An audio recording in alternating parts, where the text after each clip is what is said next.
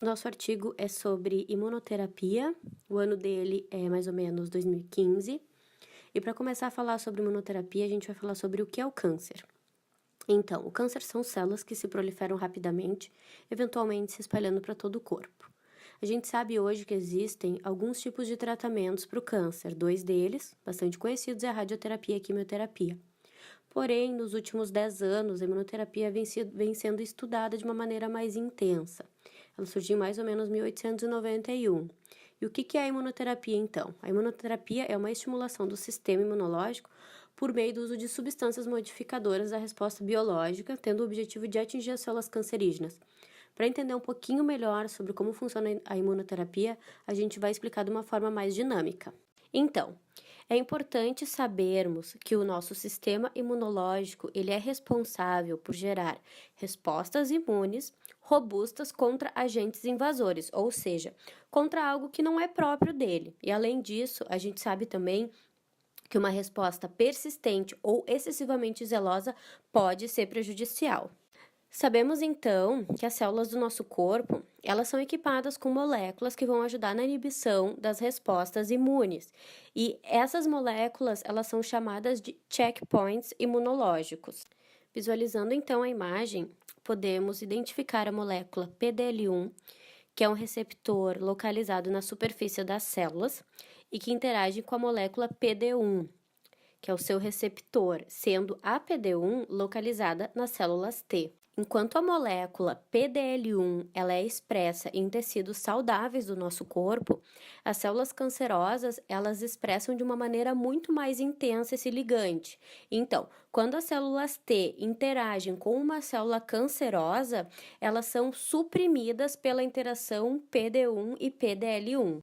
Pesquisadores desenvolveram, então, uma terapia de anticorpos monoclonais que se liga à molécula PDL1 e bloqueia a interação com a PD1 nas células T, aliviando, então, a imunossupressão conferida pelo tumor e possibilitando um melhor desempenho das células de defesa no ataque à célula cancerígena. O resultado dessa terapia desenvolvida por pesquisadores é um aumento da morte imunomediada pelo tumor. E essa imunoterapia, ela tem sido muito eficaz em tumores que expressam a molécula PDL1, particularmente em forma de melanoma maligno. E o que se sabe também é que a taxa de sobrevida em pacientes com esse tipo de tumor e submetidos à terapia PD1-PDL1 mais que dobrou. Uma outra estratégia de imunoterapia são os indutores de morte celular. Essa estratégia, então, ela envolve o uso de drogas quimioterápicas que vão promover um tipo de morte celular nas células tumorais, porque quando as células cancerígenas elas morrem, por exemplo, por necrose, elas liberam moléculas chamadas de padrões moleculares associados ao perigo, que são as DAMPs, que geralmente estão contidas dentro da célula.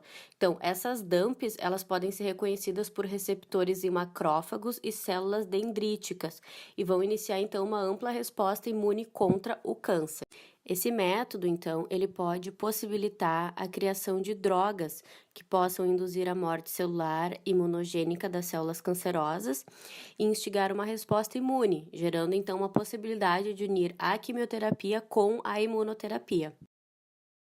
Uma outra estratégia também da imunoterapia é por meio das células TCAR e INTAX.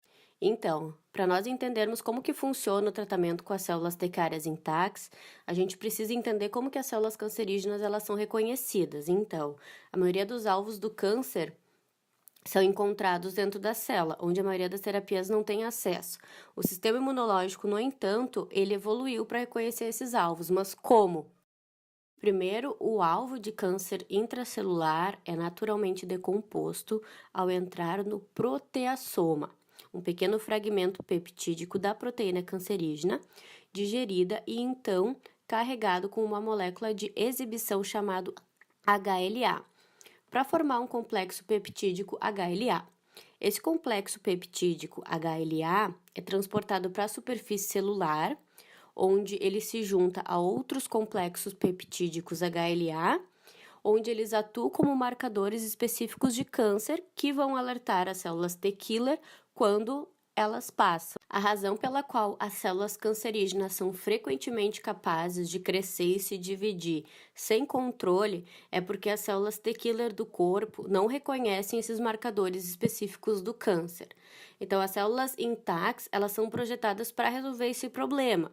Essas moléculas possuem em uma extremidade um ligante que se conecta aos marcadores específicos do câncer, e na sua outra extremidade elas possuem um marcador que funciona como farol, que vai atrair a atenção das T-killer que vão passar. Então, quando as células intactas são inseridas na corrente sanguínea, elas fazem o intermédio entre o reconhecimento das células cancerígenas pelas células T-killer, identificando as células que exibem um complexo peptídico HLA específico para o câncer, se ligando a elas e chamando as células T-killer.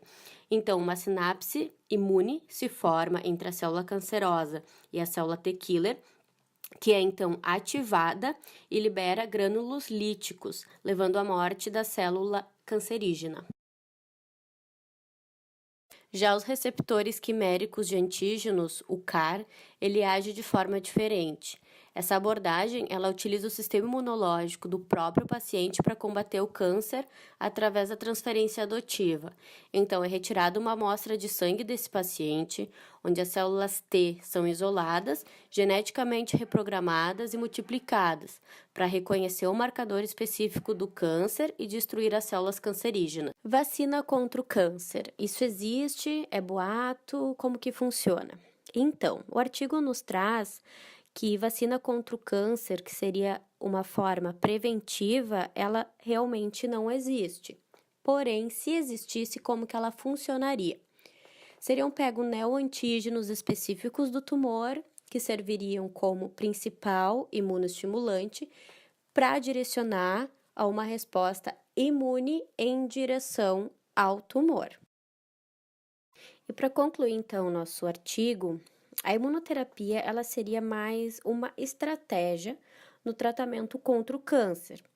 Porém, o que se sabe até hoje é que esse método ele ainda não está apto para todos os tipos de câncer, tendo ainda necessidade de mais estudos, né, para que essa alternativa ela possa ser comumente utilizada para todos os tipos de câncer e por grande parte da população também.